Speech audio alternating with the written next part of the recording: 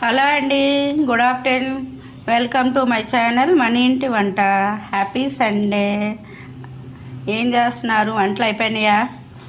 Time రెండు అవ్వస్తుంది కాబట్టి భోజనాలు కూడా అయిపోయే ఉంటాయి. మేమైతే ఇప్పుడే మొదలెట్టామండి చర్చికి వెళ్ళొచ్చి. ఇదిగోండి 1/2 kg చికెను, అంటే అన్నీ రెడీ చేసే వెళ్ళానండి. ఆయిల్ పెట్టాను కొంచెం. అలాగే చిక్కుడు, గనుపు చిక్కుడు అంటామండి మేమైతే.